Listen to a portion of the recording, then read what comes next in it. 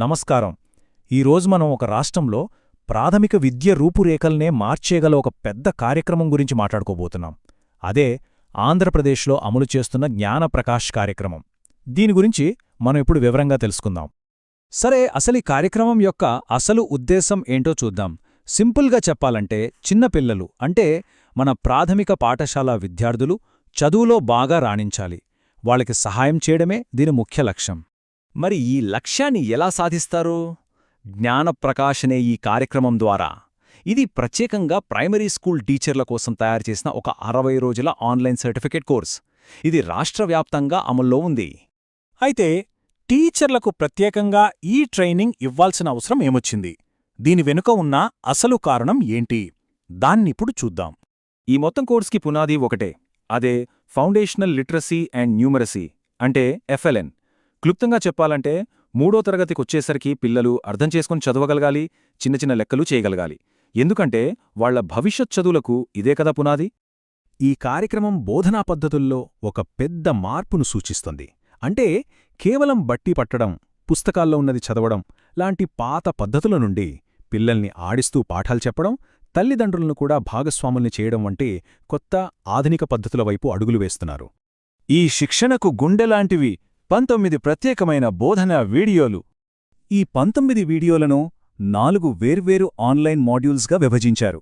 వీటన్నిటినీ మన జాతీయ డిజిటల్ ఎడ్యుకేషన్ ప్లాట్ఫామ్ అయిన దీక్షాలో అందుబాటులో ఉంచారు. సరే, ఇప్పుడు ఈ కోర్సులో ఏముందో కొంచెం లోతుగా చూద్దాం. ఉపాధ్యాయులు అసలు ఏం నేర్చుకుంటారో తెలుసుకుందాం. మొదటి మాడ్యూల్ పూర్తిగా క్లాస్ రూమ్ గురించే.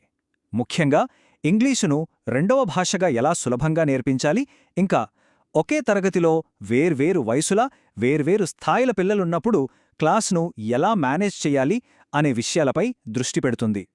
ఇక 2వ మాడ్యూల్ ఇది మొత్తం లెక్కల గురించే. అన్ని మాడ్యూల్స్లోనూ ఇదే పెద్దది.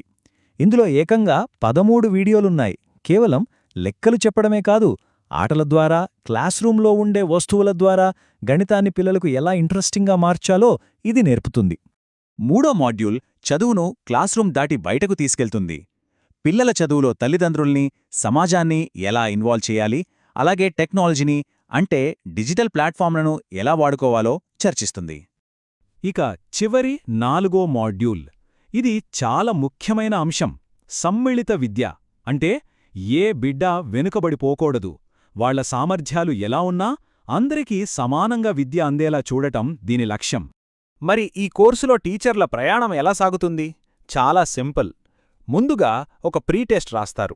ఆ తర్వాత వీడియోలు చూసి మెటీరియల్ చదివి క్విజ్జులు పూర్తి చేస్తారు. చివరగా ఒక పోస్ట్ టెస్ట్ రాస్తారు. దీనివల్ల వాళ్లు ఎంత నేర్చుకున్నారో స్పష్టంగా తెలుస్తుంది. ఇంత మంచి ప్రణాళికను కాగితంపై నుండి క్షేత్రస్థాయిలోకి అంటే రాష్ట్రం మొత్తం ఎలా అమలు చేస్తారు? ఈ కార్యక్రమం అమలు చాలా వేగంగా జరగాలి. చూడండి, జనవరి 7న అధికారిక ఉత్తర్వులు వస్తే ఫిబ్రవరి 28 కల్లా టీచర్లందరూ ఈ కోర్సు పూర్తి చేయాలి. అంటే కేవలం 2 నెలల లోపే ఈ పెద్ద కార్యక్రమం పూర్తి కావాలన్నమాట. ఈ లక్ష్యాన్ని చేరడానికి జిల్లా స్థాయి అధికారులకు 3 స్పష్టమైన సూచనలు ఇచ్చారు. 1. ఈ సమాచారాన్ని అందరికీ చేరవేయాలి. 2. టీచర్లందరూ కోర్సు పూర్తి చేసేలా చూసుకోవాలి. 3. పని ఎంతవరకు వచ్చిందో ఎప్పటికప్పుడు పర్యవేక్షించాలి. సరే, ఇవన్నీ కలిపి చూస్తే అంతిమంగా దీని ప్రభావం ఎలా ఉండబోతోంది, దీనివల్ల ఏం సాధించాలని ఆశిస్తున్నారు? ఇక్కడ చూస్తే మనకు స్పష్టంగా అర్థమవుతుంది. ఇవన్నీ ఒకదానికొకటి ముడిబడి ఉన్నాయి. టీచర్ల సామర్థ్యాన్ని పెంచడం, కొత్త బోధనా పద్ధతులు నేర్పించడం ద్వారా నేరుగా పిల్లల చదువు మీద సానుకూల ప్రభావం చూపించడమే ఈ కార్యక్రమం యొక్క అసలైన లక్ష్యం. మనం గుర్తుంచుకోవాల్సిన ఒక ముఖ్యమైన విషయమేంటంటే, ఇది కేవలం టీచర్లకు ఇచ్చే ఒక ట్రైనింగ్ కోర్సు మాత్రమే కాదు. ఇది మన ప్రాథమిక విద్యావ్యవస్థ పునాదుల్నే బలోపేతం చేయడానికి చేస్తున్న ఒక పెద్ద ప్రయత్నం. మరి మన భవిష్యత్తును నిర్మించే ఉపాధ్యాయులను మనం ఎలా శక్తివంతం చేయగలం? ఈ ప్రశ్నతోనే మిమ్మల్ని వదిలేస్తున్నాను. ఈ కార్యక్రమం మనందరికీ ఆ దిశగా ఆలోచించేలా ప్రేరేపిస్తుంది. ఈ విశ్లేషణను వీక్షించినందుకు ధన్యవాదాలు.